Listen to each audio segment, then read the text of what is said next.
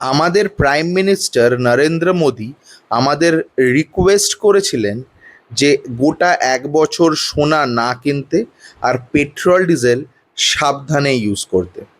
Accordingly তিনি সোনার import duty বাড়িয়ে দিয়েছেন, 6 থেকে 15% করে দিয়েছেন। আর পেট্রোল আর ডিজেলের দাম 3 টাকা পার লিটার বাড়িয়ে দিয়েছেন।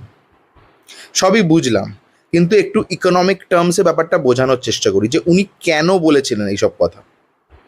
দেখুন, আপনারা তো সবাই জানেন যে গোল্ড বার, যা দিয়ে গোল্ড জুয়েলারিজ তৈরি হয়, সেই গোল্ড বার কিন্তু আমাদের দেশে তৈরি হয় না, সেটা অন্য দেশ থেকে ইম্পোর্ট করতে হয়। সেমভাবে পেট্রোল ডিজেল যে ক্রুড অয়েল দিয়ে তৈরি হয়, সেই ক্রুড অয়েল কিন্তু আমাদের দেশে তৈরি হয় না, সেটাও অন্য দেশ থেকে ইম্পোর্ট করতে হয়।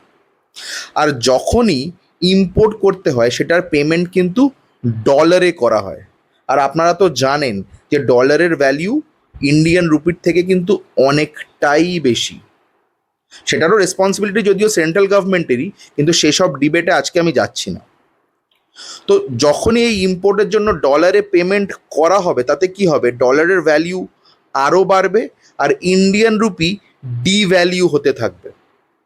আর যখনই ইন্ডিয়ান রুপি ডিভ্যালিউ হবে, তার এফেক্ট হচ্ছে ইম্পোর্টস কস্টলি হয়ে যাবে, ইনফ্লেশন বাড়তে থাকবে, জিনিসের দাম চড়চড় করে বাড়তে থাকবে, আর আমাদের ইন্ডিয়ান ইকোনমির ওপরও প্রেশারও কিন্তু বাড়তে থাকবে, ইন্ডিয়ান ইকোনমির ওপর চাপ বাড়তে থাকবে। আর মোর ইম্পর্টেন্টলি, ইন ফিউচার সোনার দাম বা পেট্রোল ডিজেলের দাম আরও বাড়তে পারে।